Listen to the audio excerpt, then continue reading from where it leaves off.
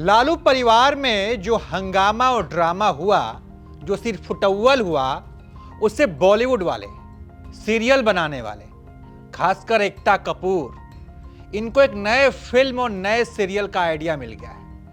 ननद भी कभी बेटी थी। जी हां, सास भी कभी बहू थी कि अपार सफलता के बाद अब आपके नजदीकी सिनेमा घरों में ननद भी कभी बेटी थी। दरअसल लालू यादव के परिवार में जो हंगामा मचा है, इस पूरे मामले में कुछ लोग तेज प्रताप यादव की पत्नी ऐश्वर्या राय से इसे जोड़ कर देख रहे हैं। मतलब सोचिए ना, क्या इत्तेफाक है। आज रोहिणी रो रही हैं। एक समय था जब तेज प्रताप की पत्नी ऐश्वर्या रो रही थी और उस समय रोहिणी चुप थी। वो रोहिणी जो आज बेटी बहनों पर ज्ञान दे रही हैं कि कभी रोहिणी मत बनना, कभी ऐसी बेटी मत बनना।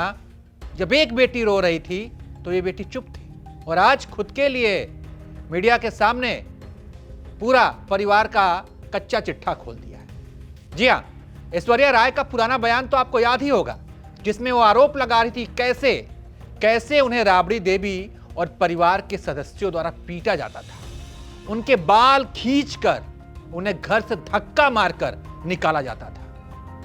साल 2019 में तेज प्रताप यादव की पत्नी ऐश्वर्या राय इसी 10 सर्कुलर रोड, जिसे राबड़ी आवास आप कहते हैं, वहां से रोते बिलखते बाहर निकली थी। उस समय ऐश्वर्या ने आरोप लगाया था कि राबड़ी देवी ने उनके बाल खींचे, तेज प्रताप ने उन पर हाथ उठाया, मीसा भारती और सिक्योरिटी गार्ड्स ने मिलकर उन्हें घर से बाहर धक्का दिया।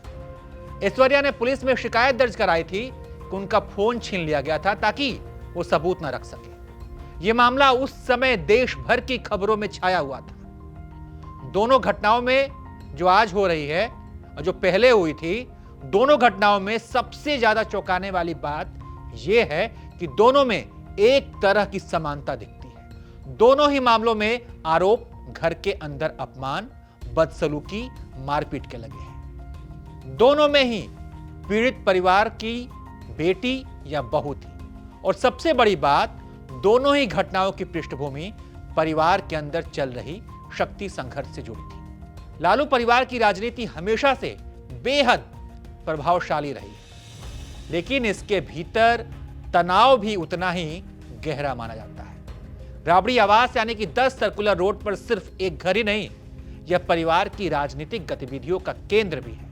यहां हर सदस्य की भूमिका, प्रभाव और दखल अहम होता है। ऐसे में छोटी छोटी सी बात भी यहां पर बड़ा विवाद बन जाती है। रोहिणी की घटना चुनावी हार के ठीक बाद हुई है। चुनावी हार के बाद महागठबंधन में निराशा का माहौल था।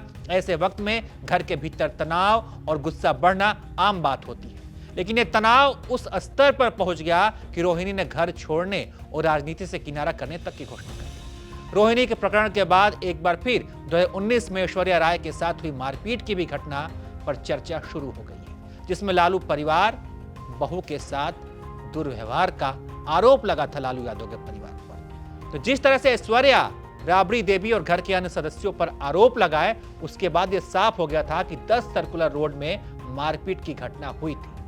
आज जब रोहिणी आचार्य के साथ जो घटना हुई, तो ताजा विवाद जब सामने आया तो लोगों को 2019 की घटना तुरंत याद आ गई। ऐसा लगा जैसे इतिहास खुद को दोहरा रहा है, और कहते भी है ना कि इतिहास एक समय खुद को दोहराता है। तो लालू परिवार में भी इतिहास ने खुद को दोहराया है, लेकिन 19 की बात थी और ये 6 साल में फर्क बस इतना है कि तब मामला तेज प्रताप और ऐश्वर्या के रिश्तों का था और इस बार यह मामला परिवार के भीतर सत्ता और प्रभाव को लेकर रोहिणी आचार्य से जुड़ा है। लोग ये भी सवाल पूछ रहे हैं कि रोहिणी आचार्य उस वक्त चुप थी जब सब कुछ हो रहा था।